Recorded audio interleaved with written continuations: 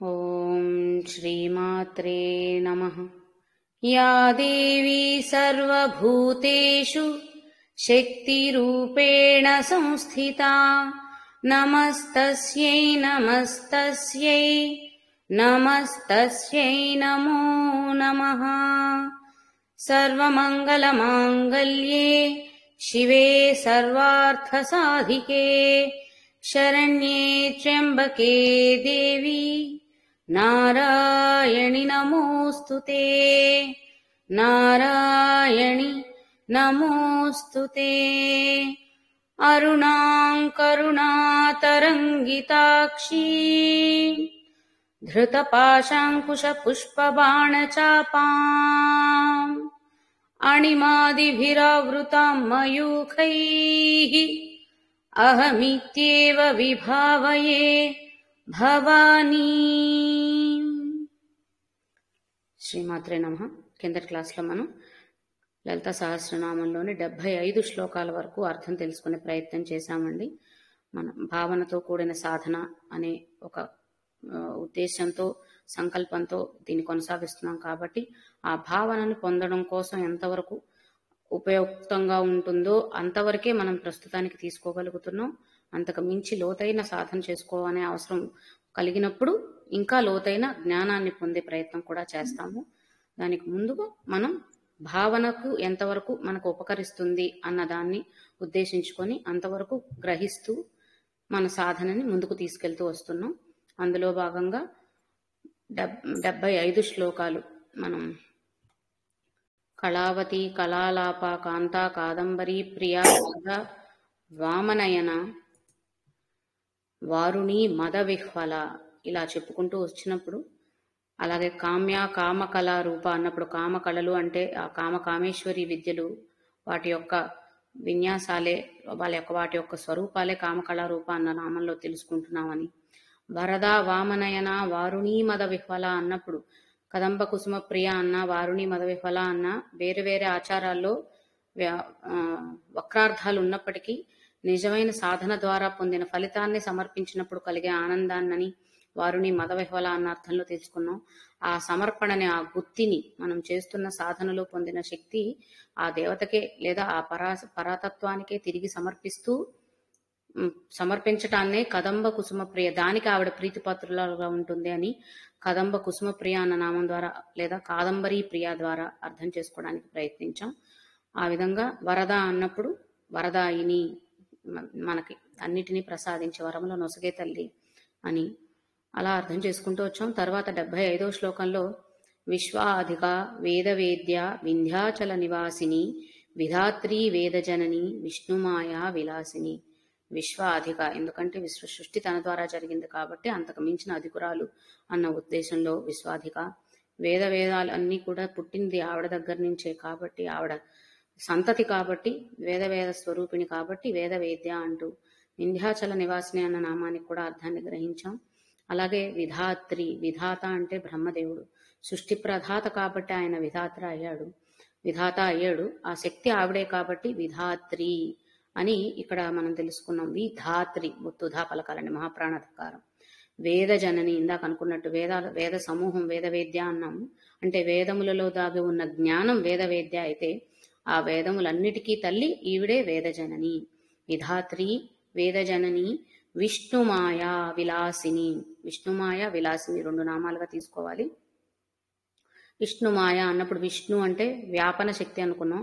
అలా వ్యాపించి ఉన్నటువంటి సృష్టిలో అంతా కూడా వ్యాపించి ఉన్నటువంటి మాయా స్వరూపము, శక్తి స్వరూపమే విష్ణుమాయ అన్నది అర్థం చేసుకున్నాం. మాయ కాబట్టి, మాయ అంటేనే తెలుసు కదా, మనం ఏదైనా అనుకోకూడదు జరిగినప్పుడు కొంచెం విచిత్రమైన ధోరణిలో మనం విన్నప్పుడు అంతా విష్ణుమాయ, ఇదంతా ఈ లోకం అంతా మాయే కదా అని సాధారణంగా వాడుకలో కూడా వాడుతూ ఉంటాం, వినియోగిస్తూ ఉంటాం మనం. అక్కడ కూడా అర్థమవుతున్నది ఏంటి అంటే సృష్టి కారకురాలు తనైనప్పటికీ సృష్టిలో జరుగుతున్నటువంటి విచిత్రమైన చర్యలన్నిటికీ కూడా ఆ శక్తి యొక్క మాయే కారణం. ఆ మాయా స్వరూపం వ్యాపించి ఉండడం వల్లే ఇవన్నీ కూడా జరుగుతున్నాయని చెప్పేదే విష్ణుమాయ అన్న నామంలో గ్రహించవచ్చు. తర్వాత విలాసిని అంటే ఎప్పుడైతే విష్ణుమాయ అనుకున్నామో ఈ మాయ చేసే విన్యాసాలనే ఇక్కడ విలాసములు లేదా ఆ మాయ ప్రకటీకృతమవుతున్న విధానాన్ని విలాసిని అని తెలుసుకోవచ్చు అంటండి. కాబట్టి విష్ణు మాయ విలాసిని అన్నప్పుడు ఈ సృష్టి అంతా వ్యాపించి ఉన్నటువంటి మాయా అని ఏదైతే అనుకుంటున్నామో శక్తి, ఆ శక్తి ప్రకటీకృతం అవ్వడం రకరకాలుగా జరుగుతుంది. కాబట్టి అంటే సృష్టిలో సృష్టి అంటే దైవశక్తి దగ్గర నుండి అంటే బ్రహ్మ విష్ణు పరమేశ్వరులను మొదలుకొని క్రిమి కీటకాల దగ్గర వరకు పిపీలికం వరకు రకరకాలైనటువంటి జీవరాశులు దైవశక్తులు ఈ సృష్టిలో ఉన్నప్పుడు ఒక్కొక్కరి శక్తి ఒక్కొక్క రూపంలో ఉంటుంది. కానీ అన్నిటికీ కారణం మూల కారణం ఈ మాయాశక్తే, అంతే కదా. సృష్టి అంతా వ్యాపించి ఉంది ఆ తల్లి పరాశక్తి జగన్మాతే. కాబట్టి ఆవిడ శక్తే ఆవిడ సృష్టిలో ఉన్నటువంటి చరాచర జీవకోటిలోను దేవలోకాల్లో ఉన్నటువంటి ఆ దేవతా స్వరూపాల్లో కూడా ఉన్నప్పటికీ అది వ్యక్తీకృతం అవుతున్న విధానం ప్రకటీకృతం అవుతున్న విధానం వేరుగా ఉంటుంది. ఇప్పుడు నేను నాలో ఉన్న మీలో ఉన్న ఆ శక్తి స్వరూపమే, కానీ నేను ఒకలా బయటకు కనిపిస్తున్నాను. రూపపరంగా చూసుకున్నట్లయితే మీరు ఒకలా కనిపిస్తారు. నా కంఠం ఒకలా ధ్వనిస్తుంది, మీ కంఠం ఇంకొకలా ధ్వనించవచ్చు. నా మేధస్సు ఒకలా పనిచేస్తుంది, మీ అందరి మేధస్సు ఒకలా పనిచేస్తుంది. అలాగే మానవుల ఆలోచనలన్నీ ఒకలా ఉంటే జంతురాశి యొక్క ఆలోచన వాటి యొక్క అవసరాలు వేరుగా ఉంటాయి. ఇదంతా కూడా ప్రకటీకృతం అవుతున్న విధానం అన్నమాట. ఈ విధానాలు పరిపరి విధాలుగా ఉంటున్నాయి. ఎందువల్ల అంటే ఆ మాయ వల్ల, మాయ ఉండడం వల్ల. దానినే ఇక్కడ విలాసిని అన్న నామంలో అర్థం చెప్తున్నారట. అలా విష్ణు మాయ విలాసిని. అలాగే ఇంకొక అర్థం ఏంటి అంటే విలాసిని అంటే మోహన శక్తి అటండి, మోహింప చేసే శక్తి. మోహము అంటే మనకు తెలుసు కదా, వ్యామోహం అంటూ ఉంటాం కదా. మనకి ఏదైనా ఒక వస్తువు మీద విపరీతమైనటువంటి ప్రేమ అభిమానాలు పెంచుకుంటూ పోయామంటే దాన్నే మోహం అని చెప్తూ ఉంటాం. అలాగే ఇక్కడేంటి మోహము అంటే కుండలిని ద్వారా ఎప్పుడైతే సహస్రారానికి చేరాలన్న ప్రయత్నంలో కుండలిని ప్రయాణం జరుగుతూ ఉంటుందో మూలాధారం నుండి సహస్రారం దగ్గర వచ్చే అవరోధం అటండి. అంటే ఇంకొక అడుగు వేస్తే సహస్రారాన్ని సహస్ర కమలాన్ని చేరుకుంటుంది ఈ కుండలిని శక్తి అన్నప్పుడు అక్కడ మనల్ని ఒక్కసారి ఒక జలక్ అంటారు కదా, అలా ఒక చిన్నపాటి ఒక ప్రకంపన లాంటిది సృష్టించి ఒక్క క్షణం మనం పక్కకి అలా ఆ కుండలిని పక్కకి జరిగిపోయేలా చేస్తుందట. అదేవిధంగా సాధనలో ముందుకు సాగుతున్న సాధకుడు యోగి ఎవరైతే ఉన్నారో వారిని ఇదంతా కూడా ఒక రకమైన పరీక్షటండి. ఆ సాధకుడు ఉన్నత స్థాయికి చేరి మోక్ష మార్గాన్ని ప్రయత్నిస్తున్నప్పుడు, మోక్ష మార్గానికి దగ్గరగా ఉన్నప్పుడు, ఇంకొక కొద్ది క్షణాల్లో లేదా కొద్ది సమయంలో మోక్షాన్ని పొందుతాడు అని అనుకున్నప్పుడు కూడా ఈ మాయ తన శక్తిని ఆ యోగి మీద ప్రసరిస్తుందట. దానివల్ల వాళ్ళు ఒక్కసారి చిన్న సడలింపుకి గురవుతారట. అలా గురి అవ్వకుండా వాళ్ళు మళ్ళీ ఇది నిజం కాదు, ఇదంతా మాయ అన్న స్పృహలోకి వచ్చి తిరిగి మోక్ష సాధన కోసం ప్రయాణించి మోక్షాన్ని పొందుతారట. ఇలా అంటే మనకి చాలా సినిమాల్లో అంటే పురాణ కథల్ని మనం సినిమాల రూపంలోనే చదివి తెలుసుకున్నవి విని తెలుసుకున్న వాటికంటే సినిమాల రూపంలో తెలుసుకున్నాం కాబట్టి దాన్ని ఉదాహరణగా చెప్తున్నాను అంతే. సినిమాలే తార్కాణం అని కాదండి. ఋషులు మునులు ఘోర తపస్సును ఆచరిస్తున్నప్పుడు మనకి రంభా ఊర్వశి మేనకల్ని ఇంద్రదేవుడు పంపిస్తూ ఉంటాడు వాళ్ళ తపస్సుని భంగం కలిగించడానికి. ఇదనమాట ఇక్కడ విలాసిని శక్తి. అలా అర్థం చేసుకోవాలి. అలా విపరీతమైన నిష్ఠతో నియమ నిబంధనలతో కూడిన సాధనతో వెళ్ళినప్పుడే మోక్షం పొందగలుగుతారు, ముక్తి సాధన సాధ్యపడుతుంది. అలాంటి సాధనలో ఉన్న వాళ్ళని కూడా అంటే పరీక్షించడం అన్నమాట. నిజంగా సాధకుడు ఈ స్థాయిలో ఉన్నాడా లేదా, యోగి యొక్క మానసిక స్థితి పరిణతి ఈ స్థాయిలో ఉందా లేదా అన్న ఒక చిన్న పరీక్షట ఈ విలాసిని తత్వం ద్వారా మోహానికి గురి చేయడానికి చేసే ప్రయత్నం. దాన్ని కూడా ఎప్పుడైతే జయించి ఇది కాదు నిజమైందని పక్కకు తోసేసి సాధకుడు ముందుకు ప్రయాణిస్తాడా, ఇంకా అక్కడ పట్టుకున్న తల్లి ఇంకా ఎప్పటికీ ఎన్నటికీ ఆ యోగిని కానీ సాధకుని కానీ వదలదట. అంటే పూర్తిగా ఆ పరతత్వంలో ఏకమైపోయిన స్థితి అన్నమాట. అది దానికి ముందు కలిగే ఆటంకమైనటువంటి రూపం ఏదైనా ఉందంటే దాన్ని కూడా ఇక్కడ ఆ మోహ రూపాన్ని విలాసిని అన్న నామంలో గ్రహించవచ్చట. అది విలాసిని అన్న నామం ద్వారా మనం తెలుసుకుంటున్నాం. ఆ తర్వాత 76వ శ్లోకానికి వచ్చినట్లయితే క్షేత్రస్వరూప క్షేత్రేషి క్షేత్రజ్ఞ పాలిని క్షయవృద్ధి వినిర్ముక్త క్షేత్రపాల సమర్చిత. ఒకసారి ఇది చదివే విధానం కూడా తెలుసుకుని అర్థాన్ని గ్రహించడానికి ప్రయత్నిద్దాం. క్షేత్రస్వరూప అఘాత ప్రయోగంతో కూడిన సంయుక్త అక్షరాలు ఉన్నాయి కాబట్టి క్షేత్రస్వరూప, క్షేత్రేషి. ఇక్కడ ప్రతి పదం అంతమైన తర్వాత మళ్ళీ మొదలవుతున్న పదం కూడా సంయుక్తాక్షరమే ఉంది. క్షేత్ర స్వరూప తర్వాత క్షేత్రేషి, తర్వాత క్షేత్ర క్షేత్రజ్ఞ పాలిని. కాబట్టి ప్రతిసారి ఆ పదం ఉచ్చరించడం పూర్తవ్వడంతోనే మళ్ళీ అఘాత ప్రయోగం చేస్తూ వెంటనే తర్వాత అక్షరాన్ని పట్టుకోవాలి, ఎక్కువ గ్యాప్ ఇవ్వకుండా. అప్పుడు అఘాత ప్రయోగం వినిపిస్తుంది. క్షేత్రస్వరూప క్షేత్రేషి క్షేత్ర క్షేత్రజ్ఞ పాలిని క్షయ వృద్ధి వినిర్ముక్త క్షేత్రపాల సమర్చిత. క్షేత్రస్వరూప మొదటగా భగవద్గీతలోని 13వ అధ్యాయం క్షేత్ర క్షేత్రజ్ఞ యోగం ఏదైతే ఉందో దాన్ని ఇక్కడ మనం అనుసంధానం చేసుకోవచ్చండి. అక్కడ ఏదైతే కృష్ణ భగవానుడు తెలియపరచాలని ప్రయత్నించాడో మనలాంటి వారి కోసం అదే భావాన్ని, అర్థాన్ని ఇక్కడ కూడా మనం గ్రహించవలసి ఉంటుంది. క్షేత్ర స్వరూపము అంటే అర్థమవుతుంది, క్షేత్రమే తానుగా ఉంది అనేది నామం ద్వారా అర్థమవుతుంది. క్షేత్రము అన్నప్పుడు ఒక అర్థం ఏం మనం గ్రహిస్తాము అంటే మనకు తెలిసినవి పుణ్యక్షేత్రాలు కదా. ఎందుకు పుణ్యక్షేత్రాలని మనం తెలుసుకుంటున్నాం. పుణ్యక్షేత్రాలు అవి ఎందుకు అయినాయంటే శక్తి కేంద్రాలని మనం ముందు నామాలు గ్రహిస్తున్నప్పుడు కూడా యంత్రాత్మిక, సర్వ యంత్ర స్వరూప, సర్వతంత్ర స్వరూపిణి అన్నప్పుడు ఇవన్నీ ఈ నామాలు అర్థం చేసుకున్నప్పుడు కూడా తెలుసుకున్నాం. పుణ్యక్షేత్రాల గురించి తెలుసుకున్నప్పుడు మనం తెలిసే దేవాలయాలు, తీర్థాలు, వీటిని గురించి ఉదాహరణగా చెప్పుకునేటప్పుడు. అదే విధంగా ఇక్కడ కూడా క్షేత్రము అంటే శక్తి కేంద్రీకృతమైనటువంటి స్థానము అని అర్థం. శక్తి ఉండడం వేరు, శక్తి కేంద్రీకృతం అవ్వడం వేరు. కేంద్రీకృతం అవ్వడం అంటే నలుదిక్కులా వ్యాపించి ఉన్న దాన్ని మొత్తాన్ని తీసుకొచ్చి ఒకే దగ్గర చేర్చడం అన్నమాట. అది కేంద్రీకరించడం, అంతే కదా. ఇప్పుడు సూర్యకిరణాలన్నీ మనకి నలుదిక్కులా వ్యాపిస్తూ ప్రసరిస్తూ ఉంటాయి, కానీ సూర్యుడు కేంద్రీకృతం అయి ఉంది ఒక స్థానంలోనే. అది గమనంలో మారుతూ ఉండొచ్చు, కానీ సూర్య భగవానుడు ఉన్నది ఒక స్థానంలోనే, కానీ ఆయన కిరణాలు అన్ని దిక్కుల్లో, ఆయన ఒకే దిక్కులో ఉన్నాడు. అది ఏ దిక్కు అనేది మనకి ఇక్కడి నుంచి అర్థం కాకపోవచ్చు, ఎందుకంటే ఏ స్థానం నుంచి చూసిన వాడికి అక్కడ కనిపిస్తాడు కాబట్టి సూర్య భగవానుడు. కానీ ఆయన ఉన్న చోట అదొక్కటే అని లేదు కదా నిర్దిష్టంగా. ఆయన కాంతి మొత్తం అంతా ప్రసరించడం వల్ల, వ్యాపించడం వల్ల ఈ పూర్తి జగత్తుకే వెలుగు అనేది ప్రసరింపగలుగుతుంది. దేనివల్ల అంటే ఆ వ్యాపన శక్తి వల్ల. కాబట్టి అంటే ఇన్నిటికీ కేంద్రీకృతమై ఉన్న స్థానం ఒకటి ఏదైతే ఉందో, లేదా దానికి మూల రూపం ఏదైతే ఉందో, అంటే సూర్య భగవానుడు అక్కడ ఉన్న ఆయన శక్తి వ్యాపనకు కారణమైనటువంటి, అంటే సూర్య రశ్మి లేదా సూర్య కిరణాలు వ్యాపించడానికి కారణమైనటువంటి శక్తి లోపల ఏదైతే ఉందో అది క్షేత్ర స్వరూప. అలాగే ఇక్కడ మనం చెప్పుకునేవి ఈ మన భూలోకంలో మనకి సాధారణ ఉదాహరణల్లో అర్థం కావడం కోసం చెప్పుకునేవి మనం అర్థం చేసుకునేటువంటి పుణ్యక్షేత్రాలు. ఎందుకు అంటే పుణ్యక్షేత్రాలకి, ప్రతి ఒక్క పుణ్యక్షేత్రానికి ఒక పురాణ గాథ, పురాణ కథలు వింటూ ఉంటామండి. ఎలా వింటాము? చాలా మంది ఋషులు తపస్సు చేసి దేవుళ్ళని ఇక్కడికి రప్పించారని, లేదంటే దేవతలే అంటే బ్రహ్మరుద్రాది దేవతలు ఆరాధించి ఏమంటే బ్రహ్మ స్థాపించిన శివలింగం అని చెప్పుకుంటాం, రాముడు స్థాపించిన శివలింగం అని శివాలయాలకు వచ్చేటప్పుడు, జ్యోతిలింగ క్షేత్రాలకు వచ్చేటప్పుడు చెప్పుకుంటూ ఉంటాం.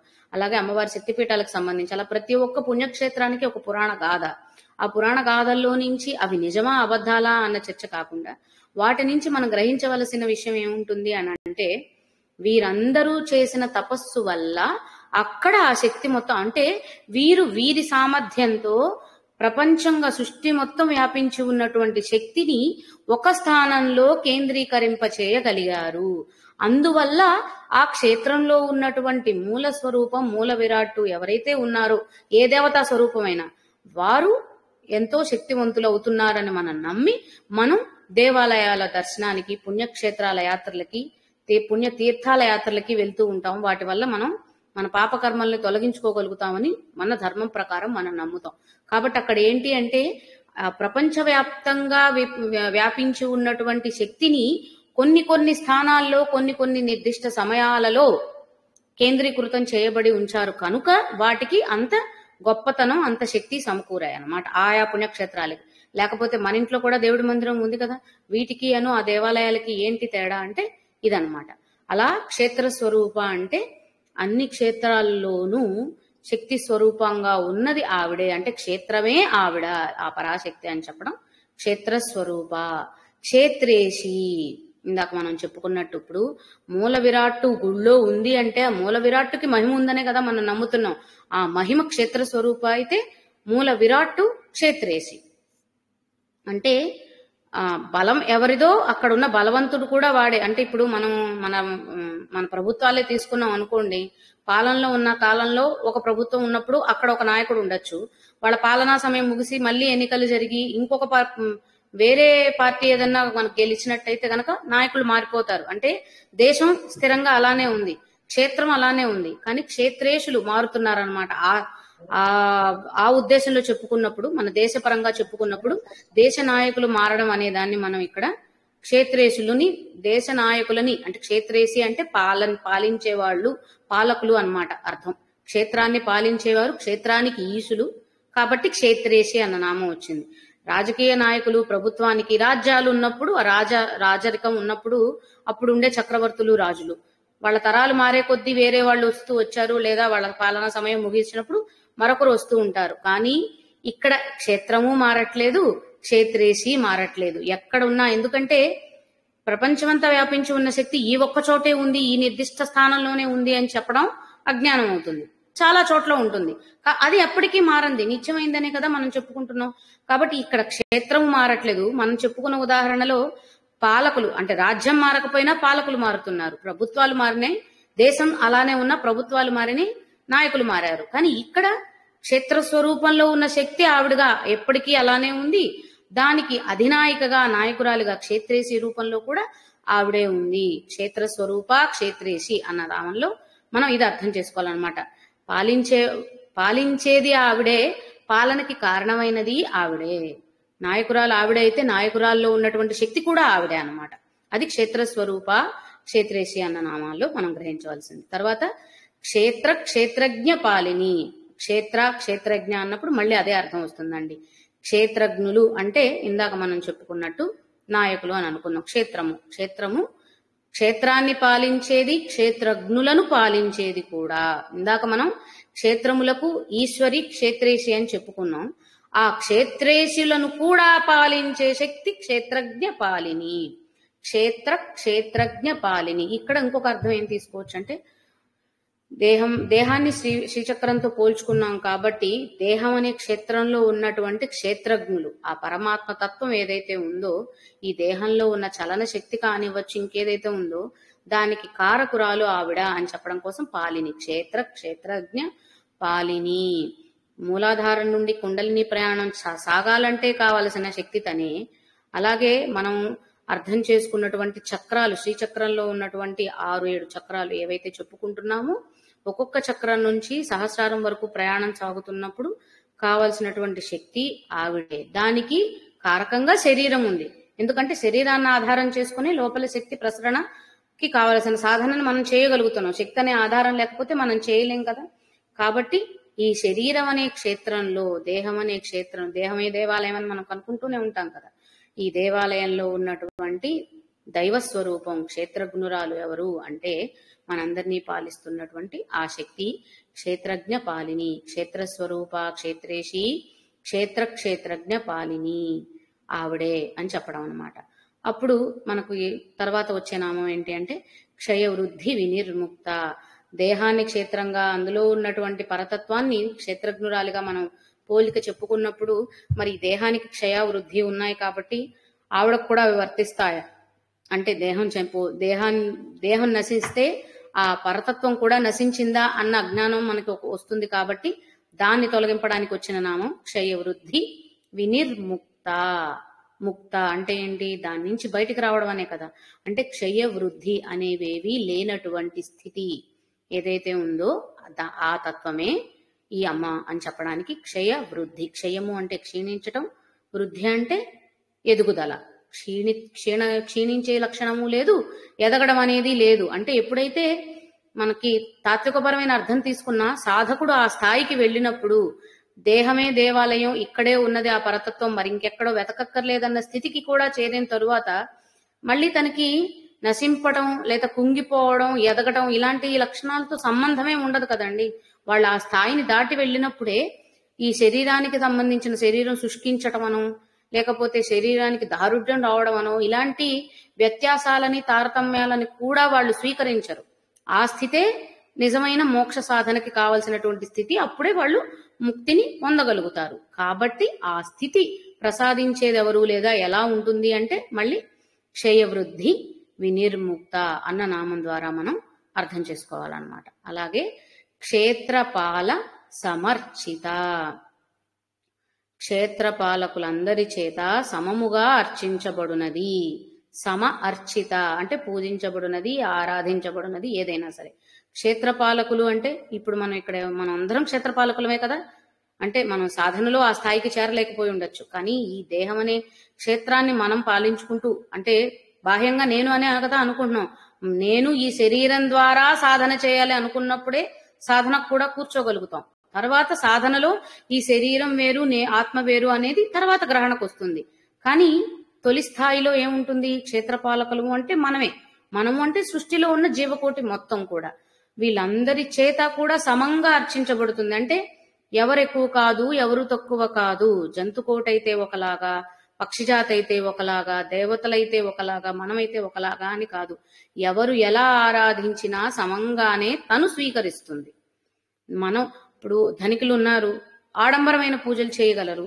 పేదవాడు ఉన్నాడు, వాడి ఇంట్లో కాచుకున్న గంజి నీళ్లే నైవేద్యంగా సమర్పించగలుగుతాడేమో. కాబట్టి పేదవాడు సమర్పించే గంజి నీరైనా ఉన్నతులు ఉన్నవారు అంటే ధనికులు ప్రసాదించేటువంటి పంచభక్ష పరవాణాలైనా ఒకే రుచిలో తను స్వీకరించగలుగుతుంది.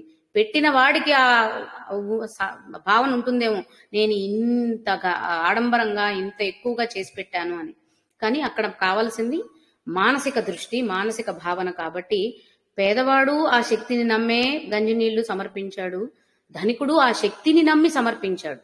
అమ్మవారు ఉంది అని నమ్మి అక్కడ సమర్పించాడు. ఆ భావన మాత్రమే తనకి కావాలి. కాబట్టి మన నైవేద్యానికి పెట్టిన పదార్థాలు కాదు, సమర్పిస్తున్నటువంటి పదార్థాలు వస్తువులో తనకి అవసరం లేనివి, చేస్తున్న భావన మాత్రమే. కాబట్టి ఎవరినైనా ఒకే భావనతో స్వీకరిస్తుంది అని చెప్పడం కోసం క్షేత్రపాల సమర్చిత, అందరి చేత సమంగా అర్చించబడుతుంది అని క్షేత్రపాల సమర్చిత అన్న నామం ద్వారా మనం గ్రహించవచ్చండి. తర్వాత విజయ, విమల, వంద్య. వంద్యాలో ఎక్కడ మహాప్రాణాలు లేవండి. మహాప్రాణాలు పెడితే అర్ధదోషం, విపరీతమైన అర్ధదోషాలు వస్తాయి. కాబట్టి ఆ తప్పు చేయకుండా ఉండడానికి ప్రయత్నిద్దాం. తర్వాత వందారు జనవత్సల, వాగ్వాదిని, వామకేశి, వహ్నిమండల వాసిని. విజయ, విమల, వంద్య, వందారు జనవత్సల, వాగ్వాదిని, వామకేశి, వహ్నిమండల వాసిని. విజయ అన్నప్పుడు మనకి అర్థమైపోతుంది నామం నుంచే.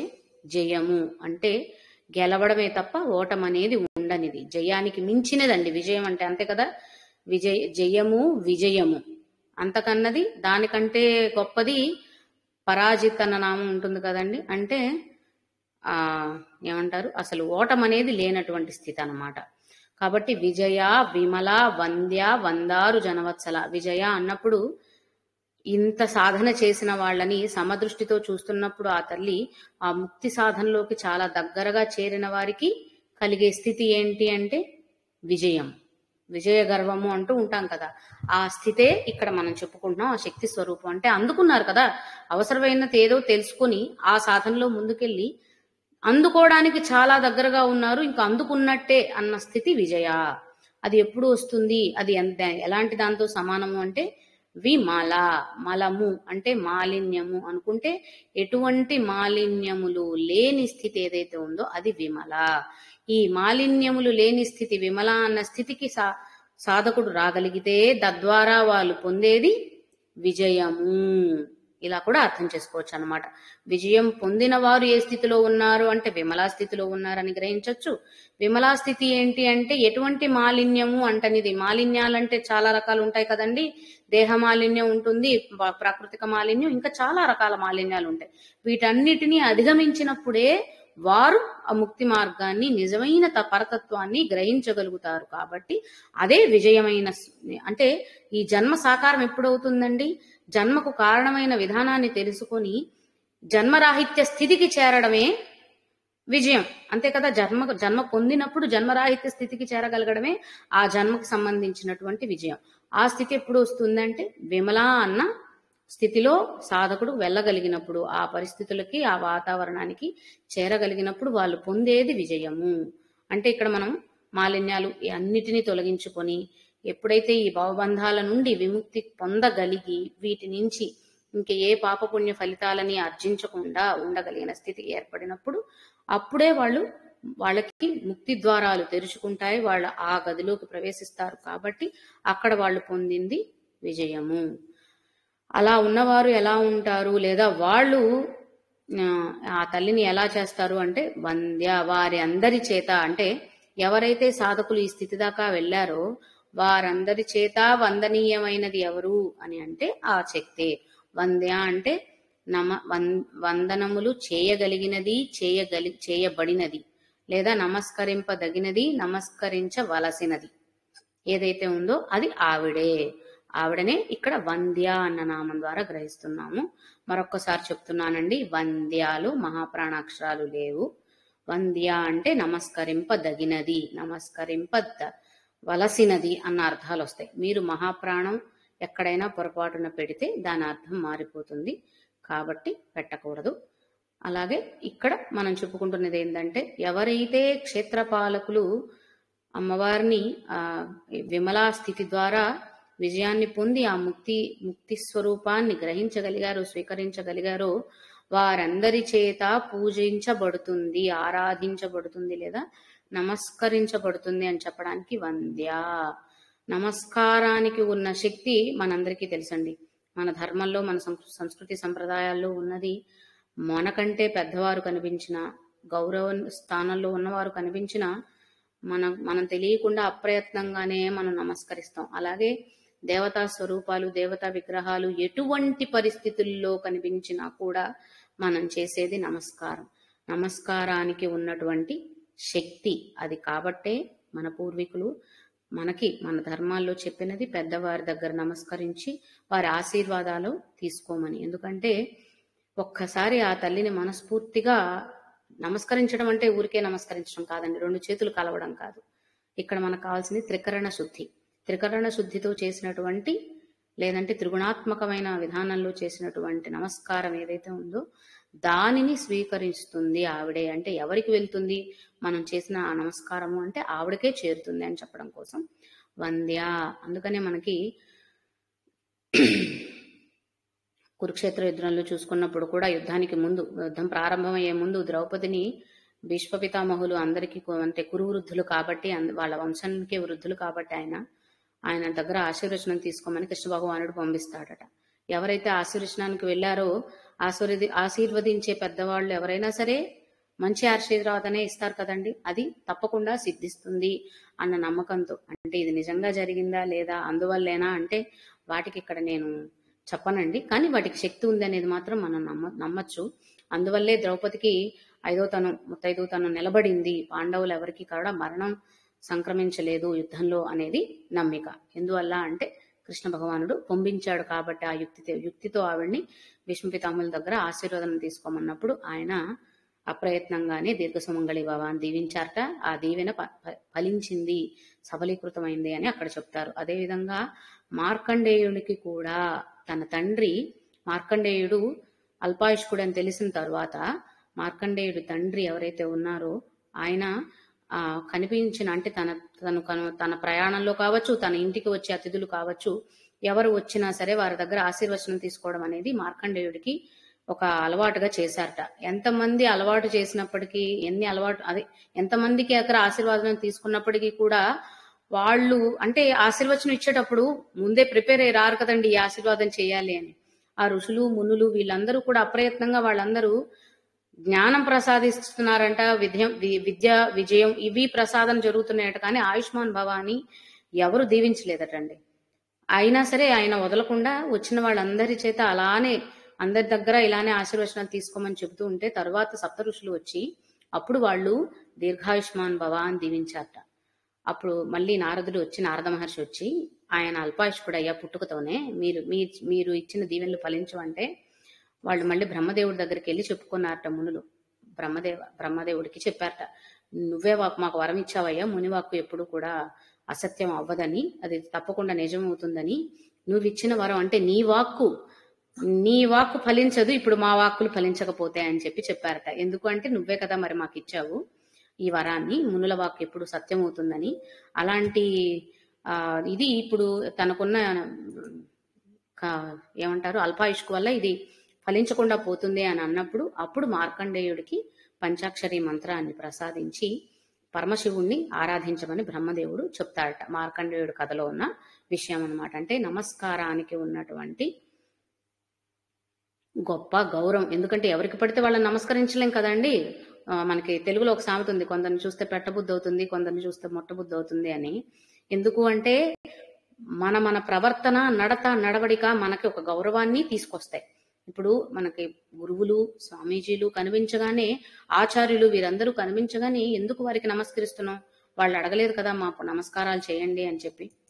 వాళ్ళు అడగలేదు. వాళ్ళు నడుస్తున్నా అంటే వాళ్ళు జీవితంలో ఎంచుకున్న వాళ్ళ మార్గాన్ని, పయనాన్ని గౌరవిస్తూ మనం చేస్తున్నాం. వాళ్ళని గౌరవిస్తున్నాం మనం నమస్కారం ద్వారా.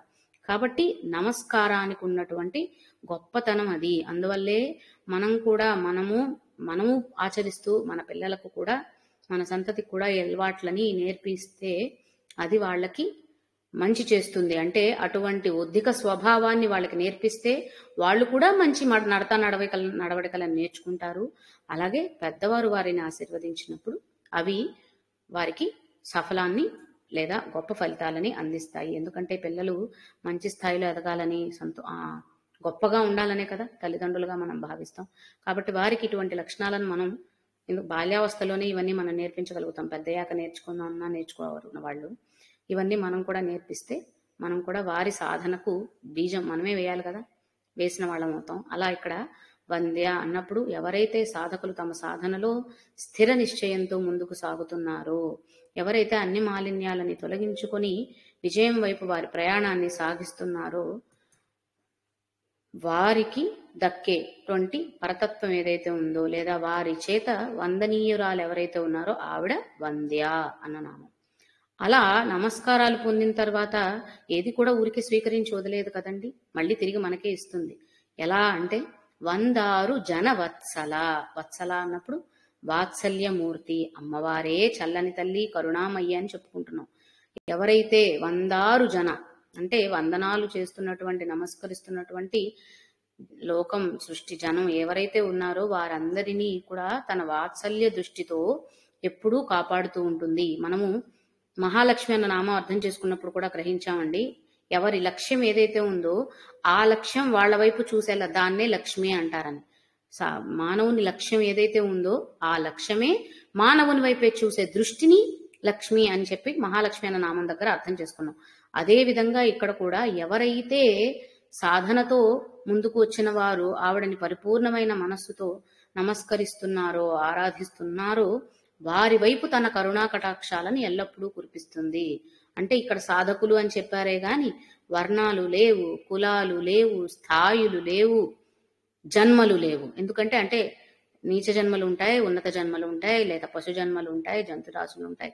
కాబట్టి ఇక్కడ వాటి ప్రస్తావన లేదు.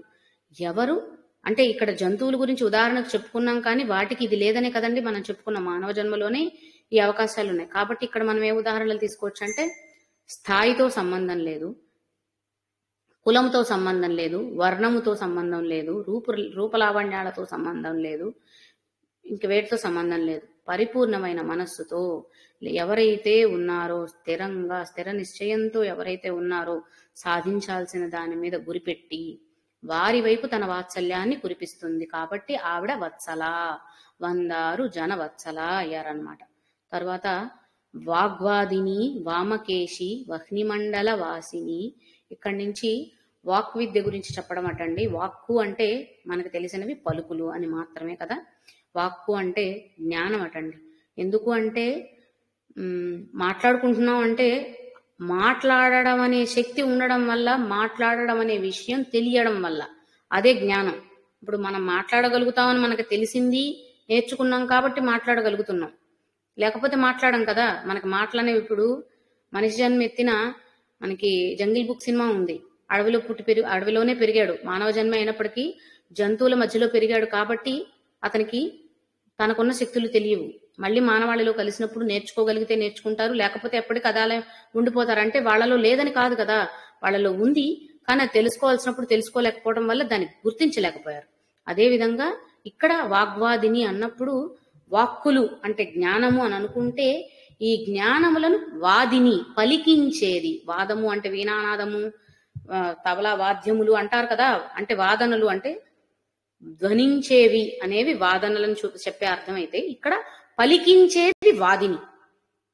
వాక్కులను పలికించేది వాదిని. వాక్కు అంటేనే పలుకు, వాటిని పలికించేది వాదిని. అంటే మాట కంఠంలో ఉన్నంత వరకే కదా మాట్లాడగలుగుతాం. ఇప్పుడు కొంతమందికి థ్రోట్ ప్రాబ్లమ్స్ వస్తాయండి, వాళ్ళకి ఇదివరకు కాలంలో మాట్లాడే శక్తి ఉంది, కానీ అనుకోని కారణాల వల్ల అనారోగ్య సమస్యల వల్ల వాళ్ళు మాట్లాడలేకపోతున్నారు. అంటే మాట్లాడడానికి కావాల్సిన శక్తి ఎవరైతే ఉన్నారో అదే ఆవిడ. లేదా వాక్కు అంటే జ్ఞానము అని ఇందాక అర్థం చేసుకున్నాం. అంటే మనిషికి ఉన్న జ్ఞానమే పలుకుల రూపంలో బయటకు వస్తుందట. అది ఏదైనా అవ్వచ్చు. మనం అంటే అనవసరమైన మాటలు చాలా చర్చలు జరుపుకుంటూ ఉంటాము మన నిజ జీవితంలో. వాటిని పక్కన పెట్టేస్తే ఒక వ్యక్తి చెప్పే పలుకులకి ఆకర్షించబడతాను చూడండి. కొంతమందికి చాలా మంది ఫ్యాన్ ఫాలోవర్స్ ఉంటారు, కొంతమందికి మాట్లాడుతున్న వినబుద్ధి కాక వెళ్ళిపోతూ ఉంటారు పక్కకి. ఎందుకంటే అది వాళ్ళు మాట్లాడే విధానం అవ్వచ్చు, లేదా వాళ్ళు మాట్లాడుతున్న భాష అయి ఉండొచ్చు. చాలా విధాలు ఉంటాయి. మంచి మాటలు చెప్తే నలుగురు వింటారు, వేరే అనవసరమైన ఆలాపనలు చేస్తూ ఉంటే వినడానికి అసహ్యంగా అనిపించి జుగుత్స కలిగించి పక్కకు వెళ్ళిపోతారు, వాళ్ళ నుంచి దూరంగా జరుగుతారు. వీళ్ళ నోట్లో నోరు పెట్టకూడదురా అని అంటూ ఉంటారు కదా మనకి. అంటే వారి మాటలలో ఉన్న దుష్టశక్తులు అనమాట, అవి దుష్ప్రభావాలు, వాటికి దూరంగా జరగాలనుకుంటున్నాం. అలాగే ఇక్కడ వాగ్వాదిని అన్నప్పుడు మంచి జ్ఞాన ఉన్నటువంటి ఆ జ్ఞాన శక్తిని వాక్కు రూపంలో బయటికి రావడానికి ప్రేరేపించేటువంటి శక్తి వాదిని, వాగ్వాదిని. అంటే జ్ఞాన ప్రదాత. మనం మంత్ర స్వరూపం ఆవిడే అని అనుకున్నప్పుడు, మంత్రంలో శక్తి స్వరూపం ఆవిడే అనుకున్నప్పుడు, ఆ మంత్రాలు కూర్చటానికి కావలసిన జ్ఞానం, లేదా ఆ మంత్రాలను ఉచ్చరించడానికి కావలసిన జ్ఞానం ఏదైతే ఉందో ఆవిడే అన్నమాట. కాబట్టి ఇప్పుడు లలితా సహస్రనామాలు శుద్ధ ఉచ్చారణతో చదవగలుగుతామా లేదా అంటే ఆ తల్లిని వేడుకోవాలి. అమ్మా, నువ్వు వాగ్వాదినిగా వచ్చి మా నోటి నుంచి పలికించమ్మా, అప్పుడు మేము శుద్ధ ఉచ్చారణ చేస్తామమ్మా. సరైన భావనతో కూడిన ఉచ్చారణ చేస్తూ ఆ భావనని నిత్యం నిలుపుకుంటూ దానితో మన సాధనని కొనసాగించాలి అని మనం ఆ తల్లిని వేడుకోవాలన్నమాట. అది వాగ్వాదిని. తర్వాత వామకేశి. వామ నయన అని మనం ముందు శ్లోకంలో వచ్చిందండి. వామ అంటే సౌందర్యాన్ని, అందాన్ని కూడా సూచిస్తుందట. మనకి వామహస్తం అన్నప్పుడు కుడి ఎడమలు చెప్పుకునేటప్పుడు చెప్పుకుంటాం. అలా కాకుండా ఇక్కడ వామము అన్నప్పుడు ఆనందము, అందము, వమనము, ఇవన్నీ కూడా ఆ అందాన్ని, సౌందర్యాన్ని, ఆనందాన్ని సూచిస్తాయట ఈ నామం ద్వారానే. కాబట్టి ఇక్కడ వామకేశి అంటే అందమైన కేశములు కలది అనేది సాధారణ అర్థం మనం స్వీకరించేది. కానీ మనకి రూపవర్ణన చేసుకునేటప్పుడు కూడా అమ్మవారి కేశములు అంటే ఏం చెప్పుకున్నాం? ఆ శక్తి పుంజంలో నుంచి ప్రసరిస్తున్నటువంటి కిరణాలు ఏవైతే ఉన్నాయో ఆ తేజోమయ కిరణాలు, వాటిని కేశములుగా చెప్పుకున్నాం. అంతేనా చెప్పుకుంది? మనం రూపవర్ణంలో చెప్పుకున్నప్పుడు కూడా ఎప్పుడైతే చిదగ్నికుండ సంభూత, చిదగ్ని నుండి ఆవిడ ఉద్భవించిందో ఆవిడ కేశములు కూడా అగ్ని జ్వాలామాలికలు లాగా ఉన్నాయి అనేసి రూపవర్ణంలో మనం అర్థం చేసుకున్నాం. ఇక్కడ ఆ అందమైన అంటే తర్వాత వచ్చింది వహ్నిమండల వాసిని కాబట్టి, వహ్నిమండలం అంటే వహ్ని అంటే మనకి తెలిసిన అర్థం అగ్నిమండలం. కాబట్టి ఇక్కడ ఆ కేశములను అంటే అమ్మవారి శక్తి కిరణాలే ఆవిడ కేశములు. అంటే ఎందుకంటే మనలాంటి రూపం లేదు కదా ఆవిడకి, ఆవిడ జగన్మాత కాబట్టి ఆవిడని మనలాగా ఒక శారీరక దృష్టితో ఒక ఆకృతినిచ్చి మనం గ్రహించకూడదు. కాబట్టి అమ్మవారి కేశములు అనగానే ఆ శక్తి కిరణములు అంటే వాగ్వాదిని అని ఇందాకే చెప్పుకున్నాం. వాక్కు పలకడానికి కూడా అంటే ఒక మనం ఇక్కడ చెప్పుకున్నామండి, ఏ శ్లోకాల్లో చెప్పుకున్నాం, మనకి మూలాధారంలో వినిపించని శబ్ద రూపంలో ఉంటాయట. తర్వాత మూలాధారం నుంచి మణిపూరక చక్రానికి వచ్చినప్పుడు ధ్వని బయటకు వస్తుందంట అని చెప్పుకున్నాం. మూలాధారం నుంచి మణిపూరకం వరకు మనం చెప్పుకునేది ఏంటి? అగ్నిమండలం. అంతేనా? అగ్నిమండలం, సూర్యమండలం, తర్వాత చంద్రమండలం. ఈ 3 మండలాలు కలిపితేనే కుండలినిలో మనం అర్థం చేసుకున్నాం. అంటే మూలాధారం దగ్గర గూఢంగా రహస్యంగా ఉన్నటువంటి, అంటే బయటికి వ్యక్తీకృతం కానటువంటి శబ్దం ఏదైతే ఉందో స్వరూపం, అది ప్రకటీకృతం అయింది ఎక్కడ? మణిపూరకం దగ్గర మాత్రమే ధ్వని రూపంలో బయటికి వినిపించింది. అంటే బయటికి వచ్చింది ఇక్కడ, కానీ లోపల ఇంకా ఉంది కదా, వెనకాల ఇంకా ఉంది. బయటకు వ్యక్తీకృతమైంది ఇక్కడి నుంచి కాబట్టి మనం ఇక్కడ గ్రహిస్తున్నాం. కానీ అక్కడ మాత్రమే ఉందని, అక్కడ మాత్రమే ప్రకటీకృతమైందని కాదు, దాని వెనకాల కూడా దాని కూడా ఉంది. అక్కడ నుంచి మొదలై ఇక్కడ మనకి వ్యక్తీకృతమైంది కాబట్టి ఇక్కడ వామకేశి అన్నప్పుడు మనకి కనిపించకుండా ఉన్నది ఎక్కడ వ్యక్తీకృతమైందో ఆ వ్యక్తీకృతమైన స్థానం నుండి మనం వామకేశి అన్నదాన్ని తీసుకోవచ్చు. వాగ్వాదిని అంటే ముందు స్థాయి అన్నమాట. అంటే మూలాధారంలో బయటకి వినిపించనంత సూక్ష్మంగా ఉన్నటువంటి వాక్శక్తి ఏదైతే ఉందో అది ఆవిడే. ఆ వాక్శక్తి అక్కడ ఉంది, దాన్ని ప్రేరేపించింది ఆవిడే వాదిని ద్వారా. అక్కడ ప్రేరేపించింది కాబట్టి అక్కడ నుంచి మణిపూరకం దాకా వచ్చినప్పుడు అక్కడ మంత్ర రూపంలోనో ధ్వని రూపంలోనో ఏదో ఒక రూపంలో బయటికి వ్యక్తీకృతమైంది. కాబట్టి వాగ్వాదిని అంటే అన్నిటికంటే వెనకాల ఉన్న మూలమైనటువంటి శక్తి. వాక్కు రూపంలో జ్ఞానం బయటికి రావడానికి కారణమైనటువంటి శక్తి వాగ్వాదిని అయితే, అది బయటకు వ్యక్తీకృతమైనటువంటి స్థితి వామకేశి.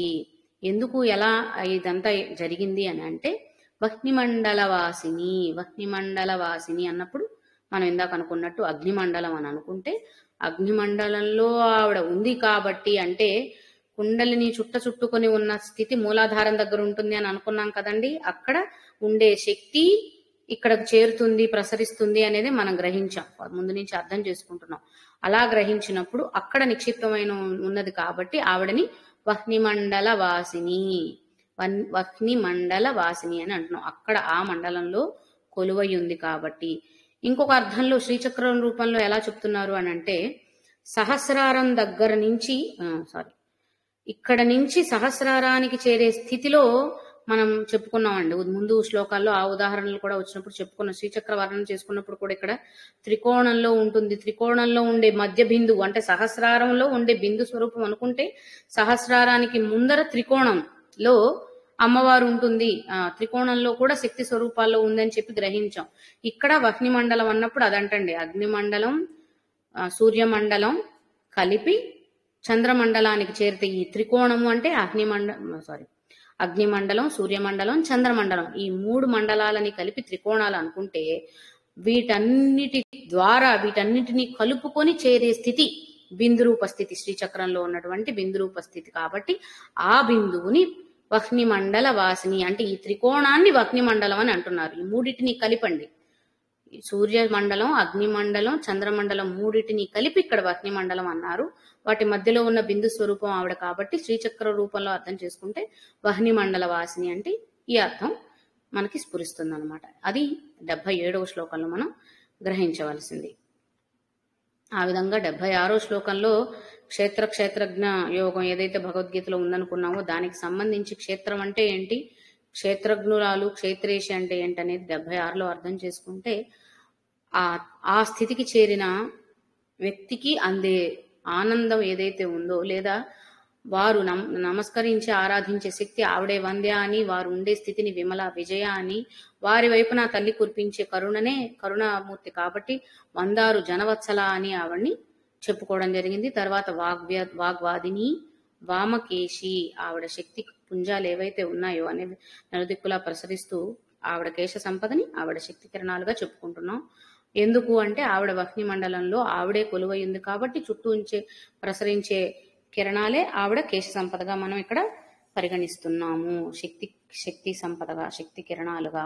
తర్వాత భక్తిమత్ కల్పలతిక పశుపాశ విమోచిని సంహృతాశేష పాషండ సదాచార ప్రవర్తిక. సదాచార ప్రవర్తిక అని చదవకూడదు, అఘాత ప్రయోగం. సదాచార ప్రవర్తిక భక్తిమత్ కల్పలతిక. మనకి కల్పవృక్షం అంటే తెలుసు కదా, ఎంత అడిగినా సరే మనకి ప్రసాదిస్తూనే ఉంటుంది, అక్కడ అంతం అనేది లేదు. అది స్వర్గంలో ఉంటుంది. స్వర్గానికి చేరాలంటే ఎంత కష్టపడాలి, ఎంత సాధన చేస్తే స్వర్గప్రాప్తి పొందుతాం, అంత కష్ట సాధన చేసిన తర్వాత స్వర్గప్రాప్తి పొందితే అప్పుడు కల్పవృక్షం ద్వారా పొందే యోగం ఏదైతే ఉంటుందో అది అక్కడికి చేరకుండా ఇక్కడే ఎవరైతే నిజమైన భక్తులు ఉన్నారో వారు వారి సాధనలో ముందుకు వెళ్తున్నారో భక్తి మత్ కల్ప లతిక. లతిక అంటే తీగ, మనకి తీగ జాతి వృక్షాలు ఉంటాయి కదండి, అలా అన్నమాట. ఇక్కడ ఈవిడ లతిక, కల్ప లతికగా ఉన్నదట. ఎవరికి? ఎవరైతే నిజమైన భక్తులు ఉన్నారో వారు తమ భక్తితో ఆ తల్లిని ముక్తి సాధనకి ముందుకు వెళ్తున్నారో వారికి కల్పవృక్షంగా కల్పదాయినిగా ఉన్నది కాబట్టి ఆవిడ భక్తిమత్ కల్పలతిక. ఎప్పటికీ అంటే భక్తులైన వారికి, నిజమైన భక్తులైన వారికి ఆవిడ కల్పవృక్షం వంటిది. వారు అనుకున్నదంతా నెరవేరుస్తుంది, వారికి కావలసినదంతా సిద్ధింపచేస్తుంది అని చెప్పడానికి భక్తిమత్ కల్పలతిక. తర్వాత పశుపాశ విమోచని. విమోచిని అంటే ఏంటండి? దాని నుంచి విముక్తి కలిగించేది. పాశము అంటే బంధనం, ఒక తాడు అనుకుందాం, ఆ తాడుని విప్పతీస్తుంది, అందుకని విమోచిని. ఎవరికి? పశు పాశ విమోచిని. పశువులు అని అంటే మనకి పశువులు జంతువులు అయ్యాయి, కానీ ఎవరైతే ఈ నిజం కానటువంటి అసత్యమైనటువంటి ప్రపంచాన్ని నిజమనుకున్న భ్రమలో ఉండి తమలోనే ఉన్నటువంటి శక్తిని గ్రహించలేకపోతున్నారో వారందరూ పశుప్రాయులేనటండి. అందరూ పశు సమానులే. కాబట్టి మనం పశుజాతిని వేరుగా చూస్తున్నామేమో, కానీ ఆ శక్తి సంబంధించి ఎవరైతే నిజమైన జ్ఞానాన్ని లేదంటే నిజమైన పరతత్వాన్ని గ్రహించలేకపోతున్నారో వారంతా పశువులు. ఎవరైతే గ్రహించగలిగారో, ఎవరైతే గ్రహించి దాటి వెళ్లారో వారే పశుపతి.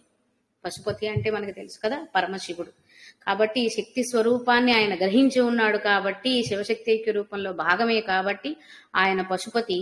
మనం గ్రహించలేని అజ్ఞానంలో అవిద్యతో ఉన్నాము కాబట్టి, అవిద్య అంటే అజ్ఞానము అంటే తెలివి తక్కువతనం అని కాదండి, తెలుసుకోలేకపోవడం, తెలుసుకునే ప్రయత్నం చేయలేకపోవడం, తెలుసుకోలేకపోవడం అనేది అవిద్య, అజ్ఞానం అవుతుంది. అంతేకాని పుట్టుకతో సమస్యలు ఉన్న వాళ్ళ గురించి మనం తప్పుగా మాట్లాడకూడదు.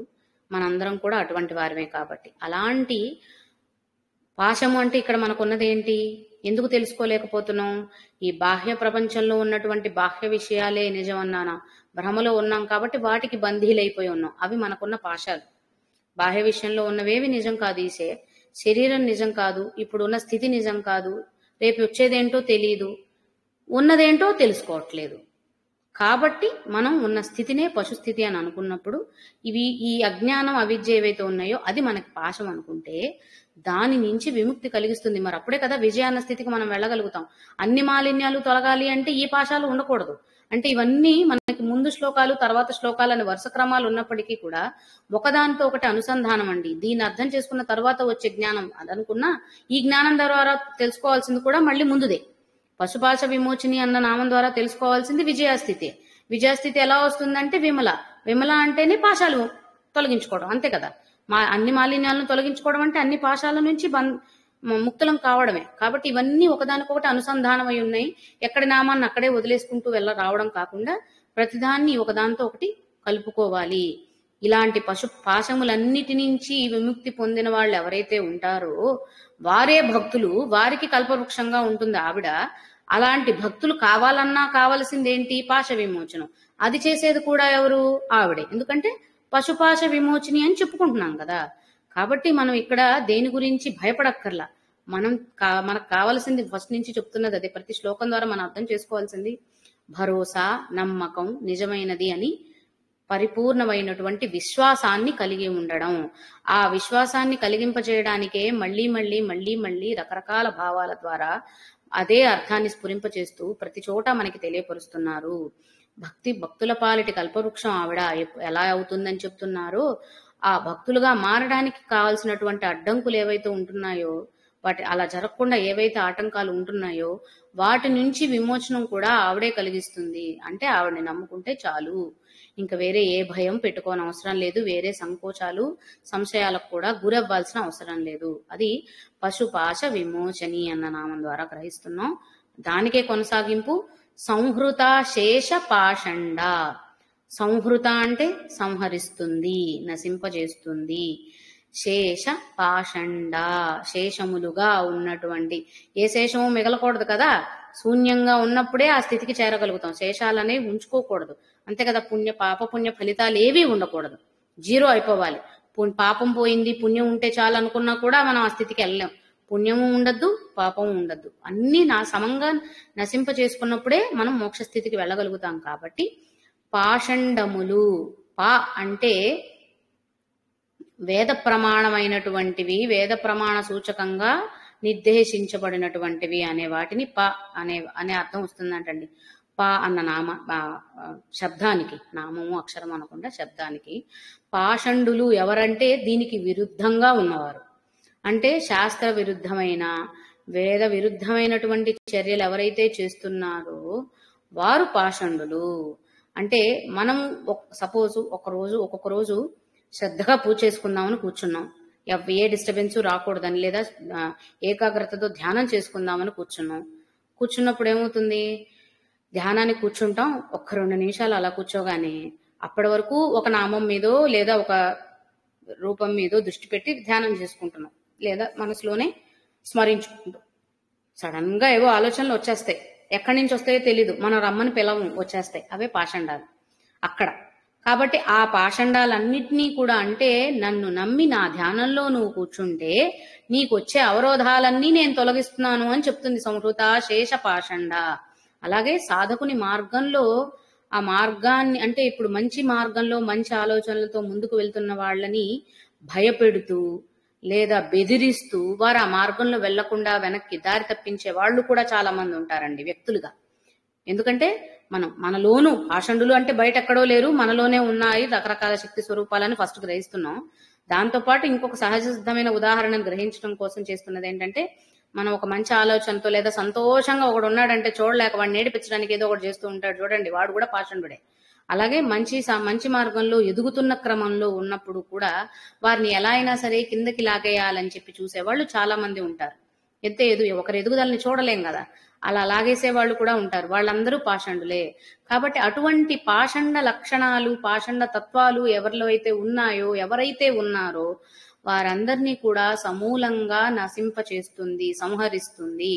తద్వారా మన ఆటంకాలన్నీ తొలగింపచేస్తుంది అనడానికి సంహృత శేష పాషండ అని గ్రహించవచ్చు. ఆ తర్వాత ఇంతటితో అయిపోతుందా? సాధన అనేది ఊరికే వచ్చేసేది కదా. తర్వాత ఇంకొకటి ఏంటి, ఏ లక్షణం మనం అలవర్చుకోవాలి? సదాచార ప్రవర్తిక.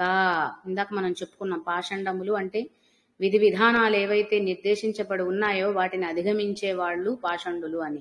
కాబట్టి అంటే దురాచారాన్ని పాటిస్తున్న వాళ్ళు ఆచరిస్తుంది. తప్పు అని చేసినా కూడా ఒకరిని చంపుతాను, హింసిస్తాను అంటే అదే పాషండమైన లక్షణం కదా. కాబట్టి దాన్ని తొలగిస్తుందని చెప్పుకున్నాం. అలాగే దాన్ని తొలగించి వదిలేయడమే కాదు, ఇది తప్పు అని చెబుతూ ఒప్పైందేందో కూడా చెప్పేది ఆవిడే. సదాచార ప్రవర్తిక. సదాచారము అంటే ఏంటి? సరైనటువంటి నిర్దేశించబడినటువంటి ఆచారాలు ఏవైతే ఉన్నాయో వాటిని అనుసరించడం ద్వారా పొందేటువంటి శక్తి ఆవిడే అని చెప్పుకోవచ్చు. వాటిని అనుసరింపజేసేలా చేసేటువంటి శక్తి ఎవరైతే ఉన్నారో అది ఆవిడే అని చెప్పుకోవచ్చు అనమాట. అంటే సదాచారములను ఆచరించే విధంగా చేసేటువంటి శక్తి సదాచార ప్రవర్తిక.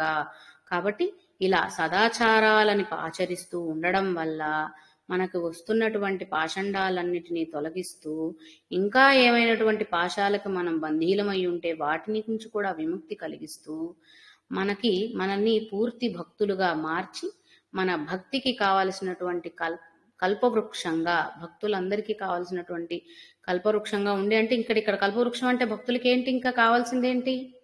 జన్మరాహిత్య స్థితే కదా, ఇంకా వేరే ఇంకేముంటుంది? అంత భక్తి పారవశ్యంలో ఉన్నవాడికి ఆ తల్లి ప్రకటీకృతమైతే చాలనుకుంటాడు, కానీ మళ్ళీ వాడు భక్తుడుగా ఉండి నాకు ఇక్కడ పెద్ద పెద్ద బంగ్లాలు కావాలి, వైభోగాలు కావాలి, సన్మానాలు కావాలని కోరుకోరు కదా ఇంకా అటువంటి భక్తులు. కాబట్టి ఆ స్థితి నుంచి ఈ స్థితికి రావడానికి ప్రసాదినిగా, అంటే కల్పవృక్షంగా ఉన్నది ఆవిడే అయితే, భక్తులు అని చెప్పుకునేటువంటి స్థితికి కావాల్సినటువంటి క్వాలిటీస్ అంటాం కదా, మన లక్షణాలు, స్వభావాలు, వాటన్నిటినీ కూడా మనలో పెంపొందిస్తూ, ఆటంకాలు ఏవైతే ఉన్నాయో వాటినన్నిటినీ తొలగింపచేస్తూ మనల్ని ముందుకు సాగడానికి ప్రోత్సహిస్తూ ఉండేటువంటి శక్తి అని ఈ నామాలన్నిటి ద్వారా మనం గ్రహించవచ్చు. తర్వాత 79వ శ్లోకం, తాపత్రయాగ్ని సంతప్త సమాహ్లాదన చంద్రిక. ఇది మొత్తం ఒకటే నామం అండి, ఎక్కడా తుంచద్దు. తాపత్రయాగ్ని సంతప్త సమాహ్లాదన చంద్రిక.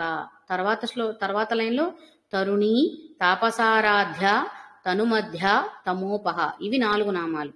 కానీ ఈ తాపత్రయాగ్ని మాత్రం మొత్తం ఒకటే నామం కింద చదువుకోవాలి. తాపత్రయాగ్ని సంతప్త సమాహ్లాదన చంద్రిక. తాపత్రయములు, త్రయము అంటే మూడు రకాలైనటువంటి తాపములు మనకు తెలుసు కదా. ఆది దైవిక, ఆది భౌతిక, ఆధ్యాత్మిక తాపములు ఏవైతే ఉన్నాయో ఆ తాపముల యొక్క అగ్ని ఏదైతే ఉందో దానిని తపించటం కదండి. అగ్ని అంటే తాపము అంటే ఏంటి? తపించడం, ఒక దానికోసం పరితపించిపోతూ అంటూ ఉంటాం కదా. ఆ తపనను ఏదైతే ఉందంటే ఈ త్రయములు ఏవైతే ఉన్నాయో మనం చెప్పుకున్న ఆధ్యాత్మిక, ఆది దైవిక, ఆది భౌతిక తాపాలు ఏవైతే ఉన్నాయో వాటిని ఆ త్రయం, ఆ తాప అగ్నిని సంతప్త చల్లబరచడానికంటే అగ్నిని శాంతింపచేసే సమాహ్లాదన చంద్రిక. ఇది అగ్ని ఎప్పుడు శాంతిస్తుందండి? తగినటువంటి చల్లదనము వెన్నెలా కురిసినప్పుడు. ఇప్పుడు సూర్య భగవానుడు ఎప్పుడు అస్తమిస్తాడు? చంద్రోదయం జరిగినప్పుడు. అగ్ని ఎప్పుడు శాంతిస్తుంది? నీరు చల్లినప్పుడు. అంటే చల్లదనం. అగ్ని వేడి తాపము అనుకుంటే ఆ వేడికి ఏంటి వ్యతిరేకంగా ఉన్నదేది? చల్లదనం. కాబట్టి అది అగ్ని మీద మనం చల్లితే అగ్ని శాంతిస్తుంది. అలాగే ఇక్కడ త్రయమైన 3 రకాలైనటువంటి తాపములు ఏవైతే ఉన్నాయో వాటి నుంచి ఉబికి వస్తున్న అగ్ని ఏదైతే ఉందో దాన్ని శాంతింప చేయడానికి ఉన్నటువంటి చంద్రికా స్వరూపం, ఆహ్లాదకరమైనటువంటి సమాహ్లాదన చంద్రిక, శాంతింప చేసేది, సమంగా చేసేది. అంటే తాపం అనే లేకుండా సమస్థితికి తీసుకొచ్చే చంద్రిక ఎవరైతే ఉన్నారో ఆవిడ. ఎందుకంటే చంద్రమండల మధ్యగా అని కూడా తెలుసుకున్నాం కదా అమ్మవారిని. సహస్రారంలో ఉన్న బిందు స్వరూపం ఆవిడే అని అనుకున్నాం కదా. కాబట్టి ఈ సహస్రారంలో ఉన్న బిందు స్వరూపం ఆవిడే చంద్ర స్వరూపం అని అర్థం చేసుకున్నప్పుడు ఏం చేస్తుంది ఆవిడ అంటే ఈ 3 తాపాలని తగ్గిస్తుంది, శాంతింపచేసి సమస్థితికి తీసుకొస్తుంది. ఇవేమీ ఉండకూడదు కదా, అంతే కదా. ఆది భౌతిక, ఆధ్యాత్మిక అంటే ఆది అంతరంగికంగా, ఆది దైవిక 3 లక్షణాలు. ఎందుకంటే మనకి 3 శరీరాలు ఉంటాయని ఎలా అర్థం చేసుకున్నాము, ఈ 3 రకాల తాపాలు కూడా ఉన్నాయి. ఈ తాపాలన్నిటినీ కూడా శమింప చేస్తుంది, తగ్గించేస్తుంది. తన చల్లటి స్వభావం వల్ల వెన్నెల కురిపిస్తుంది కాబట్టి, ఆవిడ వెన్నెల తల్లి కాబట్టి, చంద్ర స్వరూపం కాబట్టి అలా చేస్తుంది అనేది ఒక అర్థం మనం గ్రహించవలసింది సహస్రారం స్థితిని తీసుకున్నప్పుడు. ఇంకొకటి ఏంటి అంటే ఇందాకే మనం చెప్పుకున్నాం కదా, అగ్నిమండలం, సూర్యమండలం, చంద్రమండలం కుండలిని ప్రయాణం సాగుతూ ఉంది అని అనుకున్నప్పుడు అగ్నిమండలం ఇక్కడే కదా మనకి ఏం చెప్పుకున్న మణిపూరకం దగ్గరే వ్యక్తీకృతం అవుతుంది అనుకున్నాం. అంటే ఎప్పుడైతే కుండలిని జాగృతం అయిందో అక్కడ ప్రసరించేది అగ్నితత్వం అని అనుకుంటే, కుండలిని జాగృతం వల్ల ప్రసరిస్తున్న శక్తి అగ్ని ఏదైతే ఉందో అది సూర్యమండలాన్ని కూడా కలుపుకొని ముందుకు వెళ్ళి చంద్రమండలంలో కలిసిపోవాలి. ఇందాక మనం చెప్పుకున్న త్రికోణాలు వేరు, ఇక్కడ చెప్తున్నది వేరన్నమాట. అగ్నిమండలం, సూర్యమండలం కలిసి చంద్రమండలాన్ని చేరి అక్కడ ఉన్నటువంటి ఆ స్థితిలో చంద్రమండల మధ్యగాలో ఉన్నటువంటి శక్తి స్వరూపాన్ని స్వీకరించటమే కుండలిని యోగం. అంటే యోగి తన యోగంలో పొందేది, కుండలిని యోగం చేసేటువంటి యోగి పొందేది ఏంటి స్థితి అంటే ఇది. అగ్నిమండలాన్ని, సూర్యమండలాన్ని దాటుకొని వెళ్ళి ఈ రెండింటిని కలుపుకుంటూ ఆ శక్తిని చంద్రమండలంలో కేంద్రీకరింపచేస్తే అక్కడ జాగృతం అవుతుంది. చూడండి, అంటే జాగృతం అయిన తర్వాత ప్రయాణించిన స్థితిలో ఇక్కడ పొందే స్థితి ఉంది చూడండి, అది తాపత్రయాగ్ని సంతప్త సమాహ్లాదన చంద్రిక. అక్కడ ఉన్నటువంటి చంద్రికా స్వరూపం ఆవిడే అని చెప్పిన తర్వాత తరుణి తాపసారాధ్య తను మధ్య తమోపహ. తరుణి అంటే యవ్వనవతి అనే అర్థం మనకి స్ఫురిస్తుంది. మనకు తెలుసు కదండి, ఒక యవ్వనంలో ఉన్నటువంటి అమ్మాయిని తరుణి అని అంటాం. అంటే అమ్మవారి శక్తిని ఎప్పుడూ కూడా మనం ఏమన్నాం, షోడశ కళలని చెప్పుకున్నప్పుడు, షోడశోపరాధ్య అన్నప్పుడు, 16 కళలు, షోడశాక్షరీ మంత్రం అన్నప్పుడు యవ్వన స్థితిని సూచిస్తుంది. ఎందుకు అంటే యవ్వన ప్రాయం పరిపూర్ణమైనటువంటి శక్తివంతమైనటువంటి స్థితి, అంతే కదండి. బాల్యావస్థలో అన్ని ఏర్పడవు, కొంతే ఉంటుంది. వృద్ధావస్థలో కొన్ని నశించిపోయో లేదా జీర్ణించిపోయో ఉంటాయి. కాబట్టి పరిపూర్ణమైనటువంటి స్థితి ఏంటి? యవ్వన స్థితి. అందుకే కదా నేటి బాలలే రేపటి పౌరులు, యువతే దేశానికి తార్కాణం అని దేశ భవిష్యత్తు గురించి చెప్పేటప్పుడు కూడా యువతకి ప్రాధాన్యత ఇస్తారు. ఎందుకంటే యువత ఎక్కువగా ఉన్నప్పుడు వారి శక్తి అంత పరిపూర్ణమైన శక్తి సామర్థ్యాలతో కూడి ఉంటారు. కాబట్టి దేశ అభివృద్ధికి దేశ ఉన్నతికి వాళ్ళ సహాయ సహకారాలు ఉంటే త్వరగా అభివృద్ధి చెందొచ్చు అని. ఇప్పుడు మనకి జపాన్, చైనా లాంటి దేశాలతో పోల్చుకుంటే మనకున్న ప్లస్ పాయింట్ ఏంటి అంటే మన దేశానికి అదే కదా. మన దేశంలో యువత సంఖ్య ఎక్కువగా ఉంది, మిగిలిన దేశాల్లో వృద్ధుల సంఖ్య ఎక్కువగా ఉంది. కాబట్టి అక్కడ అభివృద్ధి కొంచెం కుంటుపడచ్చు. మనకి పూర్తిగా యువతతో నిండిపోయిన దేశం కాబట్టి మనకి మనం ఎక్కువ అభివృద్ధి సాధించగలిగిన పరిస్థితుల్లో ప్రస్తుతం మనం ఉన్నాం. ఎంతవరకు సాధిస్తాం అనేది అది మనం చూడాలి భవిష్యత్తులో. కానీ భవిష్యత్తుకి ఎక్కువ అవకాశాలు ఉన్న ప్రెసెంట్ సిచ్యువేషన్ అన్ని దేశాలతో పోల్చుకుంటే కూడా మన ప్రపంచ దేశాల్లో మనకి ఇప్పుడు ఎక్కువగా ఉందని చెప్తున్నారు లెక్కల జనగణన ప్రకారం. దాన్ని తీసి పక్కన పెట్టేస్తే యవ్వనం అనే స్థితి అన్ని శక్తులు అంటే ఇప్పుడు అమ్మవారిని ఎప్పుడు నిత్య యవ్వనవతి అని చెప్పడానికి కారణం ఏంటి అంటే ఇంకక్కడ లోటు అనేది లేదు, ఇంకేదో కావాల్సింది లేదు. అన్ని సమపాళ్లల్లో కూడినప్పుడే కదండి దానికి పరిపూర్ణత వస్తుంది. అలా అన్నీ కూడా ఉన్నటువంటి స్థితి, కావాల్సినంత మేరకు అన్నీ ఉన్నటువంటి స్థితిని చెప్పడం కోసం తరుణి అన్న శబ్దాన్ని తీసుకుంటున్నాం అన్నమాట. అది ఆ అమ్మవారిని ఉద్దేశించి ఆవిడ ఎప్పటికీ కూడా తరుణిగానే ఉంటుంది. అంటే ఇంకక్కడ లోటు జరగదు, ఇంకేదో కావాల్సింది ఉండదు, వెలితి ఉండదు, లోటు రాదు. వెలితి ఉండడం అంటే నిండాల్సిన అవసరం, లోటు అంటే అక్కడి నుంచి పోకపోదు, అంతే కదా. ఇప్పుడు నిండుగా ఉన్న బిందెలో నుంచి ఒక గ్లాస్ నీళ్లు బయటకు తీసామంటే లోటు ఏర్పడినట్టు, మళ్ళీ నింపాలి. అలాగే సొగమే నిండిన బిందెని తీసుకొచ్చి పెట్టామంటే వెళ్తున్నట్టు ఇంకాస్త నింపాలి. ఇప్పుడు ఇక్కడ ఏంటి, నిండుకుండ అనమాట అమ్మవారు. నిండుకుండ, ఇంకా అందులో పట్టడానికి లేదు, తీసేయాల్సిన అవసరం, నింపడానికి లేదు, తీసేయడానికి లేదు, సమంగా కావాల్సినంత ఉంది. అంటే ఎక్కువ అవ్వలేదు, తక్కువ అవ్వలేదు. కాబట్టి ఆ స్థితిని తరుణి అన్న నామం ద్వారా మనం గ్రహించవచ్చు. అదే విధంగా ఇంకొక అర్థం ఏం చెప్తాము అంటే మంచి తరుణం అని వాడుతూ ఉంటాం, అంటే శుభశకునం కింద, సరైన సమయం కింద వాడుతూ ఉంటాం. ఇక్కడ ఏంటి అంటే ఎప్పుడైతే మనం ఇక్కడ ఇవన్నీ ఏం చెప్పుకున్నాం, తాపత్రయాగ్ని సంతప్త సమాహ్లాదన చంద్రిక అన్న, సంహృతాశేష పాషండ, సదాచార ప్రవర్తిక, పశుపాశ విమోచని నామాల ద్వారా ఆ స్థితిని అంటే ఈ లక్షణ స్వభావాలన్నీ కూడా అలవర్చుకొని భక్తుడు లేదా ఒక యోగి వెళ్తున్నప్పుడు పొందుతున్న స్థితి చంద్రిక అని అనుకున్నప్పుడు ఇది అసలైన సమయం, అంటే ముక్తి పొందడానికి సరైనటువంటి స్థితి అని చెప్పడానికి అన్నమాట. అందుకని కూడా ఇక్కడ తరుణి ఈ విధమైన లక్షణాలు స్వభావాలు అలవర్చుకున్న సాధకులు యోగులు ఎవరైతే ఉన్నారో వారు సరైన సమయంలో చేరుకుంటారు, అంటే సరైన దాన్ని పొందుతారు అని గ్రహించవచ్చు అన్నమాట. అది తరుణి అన్న నామంలో మనం గ్రహిస్తున్నాం. తర్వాత తాపసారాధ్య, ఆరాధించబడునది. తాపసులు, ఇందాక మనకున్నాం తాపత్రయాగ్ని అంటే తపన అని. తపన అంటే తపస్సు అంటే తాపము అన్న తపన తపస్సు. కాకపోతే అనవసరమైన వాటి కోసం చేసేది తపన, నిజమైన దాని కోసం చేసేది తపస్సు. అర్థం ఒకటే, అంటే బాహ్య విషయాల కోసం చేస్తే అది తపనగానే మిగిలిపోతుంది, ముక్తిని పొందడానికి పరతత్వాన్ని అర్థం చేసుకోవడానికి చేస్తే అదే తపస్సు అవుతుంది. ఇది వ్యర్థమైనది, అది అర్థమైనది అనమాట. కాబట్టి అలా తాపసులు ఎవరైతే ఉన్నారో, ఎవరైతే ఈ సాధనలో ముందుకు వెళ్ళారో వారే, అంతే కదా, మనలాంటి తపనలు కారు, వాళ్ళకున్నది ఆ శక్తిని పొందాలన్న తపన అనమాట. రెండూ తపనలే, మన తపనలు ఇక్కడికే పరిమితం అయిపోయాయి, మనకి ఇంకా అంత పరిణతి రావట్లేదు. కానీ తాపసులు అనేవారు ఆ స్థితులన్నిటినీ ఇప్పుడు మనం చెప్పుకున్న పశుపాశ విమోచని, సంహృతాశేష పాషండ ఈ స్థితులన్నీ దాటి వెళ్ళిపోయారు. కాబట్టి వారందరూ తాపసులైతే వారి చేత ఆరాధించబడుతుంది కాబట్టి, అంటే వారి చేత పొందబడుతుంది ఆవిడే అని చెప్పడం. అంటే మనందరం కూడా ఆ స్థితికి వెళ్ళాలి అని చెప్పడం, వారు మాత్రమే చేయగలుగుతారు, వారికే పరిమితం అని కాదండి. మనం కూడా ఆ స్థితికి రావాలి. ఎవరైతే ఆ స్థితికి వెళ్తారో వారికి వ్యక్తీకృతం అవుతుంది. అది మీరా, నేనా, ఇంకొకరా అనేది వారి వారి సాధన. అంతేకాని వీరే చేయాలి, వీరికి మాత్రమే అని అక్కడ మెన్షన్ చేయట్లా. తాపసులు ఎవరైతే ఉన్నారో, అంటే నిజమైన తపనను ఎవరైతే కలిగి ఉన్నారో వారికి పట్టుపడుతుంది అని చెప్పడం కోసం తాపసారాధ్య.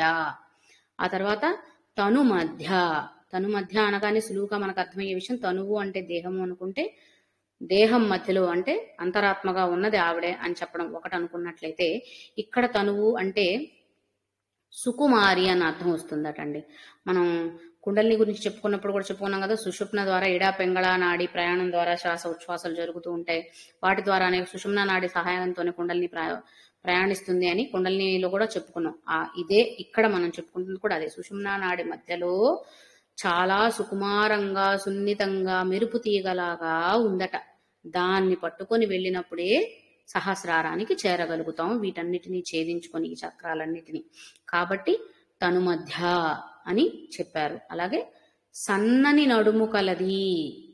తను అంటే సన్నని, మధ్య అంటే మధ్య భాగము. సన్నని నడుము కలది అని నా సహజమైన రూపవర్ణన చేసుకునేటప్పుడు కూడా ఆ అర్థాన్ని తీసుకుంటారు. అది ఆఖరికి చెప్పడానికి కారణం మనం అది కాదు గ్రహించాల్సింది ముందు అని ఇంకొకసారి మీకు తెలియపరుస్తున్నాను. అది తను మధ్య. తర్వాత తమోపహ, తమస్సు, తామసిక లక్షణాలు ఏవైతే ఉంటాయో వాటన్నిటినీ కూడా తమ ఉపహ, సంహరిస్తుంది, నశింపచేస్తుంది. మరి అంతే కదా, ఈ ప్రయాణంలో చాలా వస్తాయని అనుకున్నాం, సంహృత శేష పాషండ. అలానే ఈ తమం ఏదైతే వస్తుందో దాన్ని కూడా తొలగింపచేస్తుంది అని చెప్పడానికి తమోపహ అన్న నామాన్ని మనం ఇక్కడ స్వీకరిస్తున్నాం అన్నమాట. తర్వాత చితిస్తత్పద లక్ష్యార్థ చిదేక రసరూపిణి స్వాత్మానందలవీభూత బ్రహ్మాద్యానంద సంతతి. చితి, చితి అంటే మనం మనకి సహజంగా అర్థమయ్యేది ఒక అర్థం అండి. చితి అనగానే అర్థమయ్యేది. ఇక్కడ ఏంటి అంటే అదే అగ్ని, అజ్ఞానాన్ని అవిద్యని నశింపచేసేటువంటి అగ్ని. అంటే వాటిని దహింపచేయగా ఏదైతే ఉందో అది చిత అంటండి. అజ్ఞానాన్ని అవిద్యని దహింపచేసినటువంటి శక్తి, లేదా దహించిన తరువాత ఉన్నటువంటి స్థితి. అజ్ఞానం దహించిపోయిందంటే ఏంటి? జ్ఞానం. అవిద్య నశించిపోయింది అంటే విద్య ఉన్నట్టు, అంతే కదా. ఆ స్థితి చితి అని అనుకుంటే తత్ పద లక్ష్యార్థ. పద అంటే తత్ అన్న పదము, మనకి తత్వమసి ఉంది కదండి, దాన్ని ఇక్కడ మనం తీసుకోవాలన్నమాట. తత్ పద లక్ష్యార్థ. తత్ అన్న పదం ఏదైతే ఉందో దాని లక్ష్యం ఏదైతే ఉందో ఆ అర్థాన్ని స్ఫురింపచేసేది ఆవిడే. చితిస్తత్ పద, చితి తత్ పద లక్ష్య అర్థ. ఇన్ని పదాలు కలిస్తే చితిస్తత్పద లక్ష్యార్థ అన్న ఒక్క నామం వచ్చిందండి.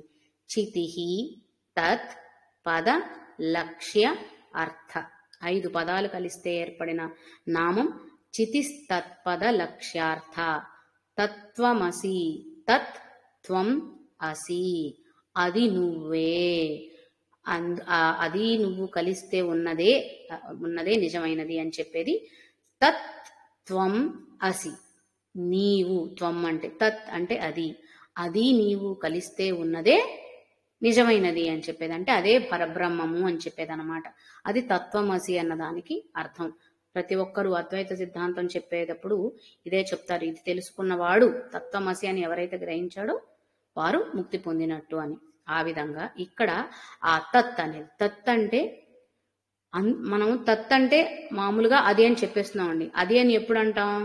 ఎప్పుడైనా మాట్లాడుతున్నాం, మనం మాటల ప్రవాహంలో ఒక్కొక్కసారి ఏవైనా పదాలు గుర్తుకురావు మనకి, టక్కన మన బుర్రలోకి తట్టనప్పుడు అలా అనమాట, అదన్నమాట అని చెప్పేస్తూ ఉంటాం కదా.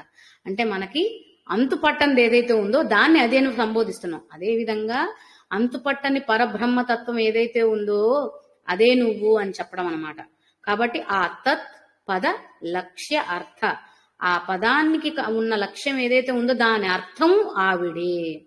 తత్ అన్న పదానికి ఉన్న లక్ష్యం ఏదైతే ఉందో దాని అర్థం ఆవిడే. అంటే ఆ పరతత్వాన్ని తెలుసుకోవడం, అదే నువ్వని గ్రహించటమే నిజమైన అర్థం, అది ఆవిడే అని చెప్పడం. చితిస్తత్పద లక్ష్యార్థ చిదేక రసరూపిణి. చిత్ ఏక రసరూపిణి. ఏక అంటే ఒకటి, ఏకాకి అనే కంటే కూడా ఖండించలేనటువంటిది, అఖండము అటండి. ఏక అంటే అఖండము, అంటే దాన్ని ఇంకా భాగాలు చేయలేనటువంటిది అనమాట. ఆ చిత్ ఏక, ఆ చైతన్య స్వరూపం. ఇందాక మనం చితి అన్నప్పుడు ఏమనుకున్నాం? అజ్ఞానము అవిద్యో దహింపబడిపోతే ఉన్న స్థితి ఏదైతే ఉందో అదే చితి లేదా చిత్ అన్నాం. అదే ఇక్కడ కూడా చెప్తున్నారు. అంటే అజ్ఞానము అవిద్య ఇవి ఇన్ని ఉండొచ్చేమో, కానీ అవన్నీ నశించబడిపోతే ఉండేది ఒకే ఒక స్థితి, ఆ ఏక స్థితి. అంటే ఇంకా ఆ స్థితికి కిందకి వెళ్ళడం అనేది ఇంకా జరగదు ఆ స్థితికి వెళ్ళిన తర్వాత. కాబట్టి ఆ చిత్ ఏక రస రూపిణి, ఆ ఏక రసం ఏదైతే ఉందో, ఆ అఖండమైనటువంటి స్థితి ఏదైతే ఉందో చైతన్య రూప స్థితి, అది ఆవిడే.